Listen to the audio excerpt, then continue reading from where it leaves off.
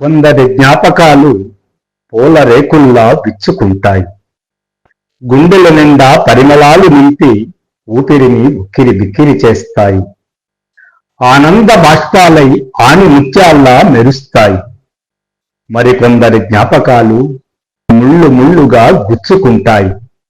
గుండెల నిండా దిగుళ్లను నింపి ఊపిరిని స్తంభింపచేస్తాయి. మనోపలకంపై కత్తి ఘాటులా పడి పచ్చి పచ్చిగా సలుపుతూనే ఉంటాయి. ఆశలు ఆశయాలన్నీ ఆవిరై అడగలువేవో ఆదాటున మీదపడి శకలాలుగా విడిన జీవితం ఒక వెంటాడే జ్ఞాపకమై గుండె బళ్ళున పగిలిన అర్థం అయిపోతుంది. ఇవిగో ఆ పెంకుల నుంచి తెచ్చిన జ్ఞాపకాలే ఇవన్నీ. ఈ మాటలే నిర్జన వారధిలో ముందు మాటగా ఆమె హృదయ ఆవిష్కరణ. కొన్ని జ్ఞాపకాలు అంతులేని సముద్రాన్ని తలపిస్తాయి. అందులో ఉప్పెన, తుఫానులు, సుడిగుండాలు, అగ్నిగోళాలు కఠిల్లున లేస్తాయి.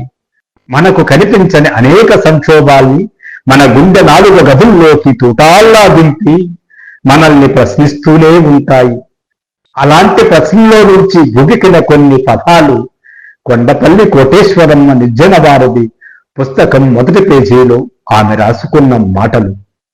నిర్జన వారధి పుస్తకం మొత్తం మీరు చదివితే అర్ధ శతాబ్దపు చరిత్ర ఆమె జీవితం.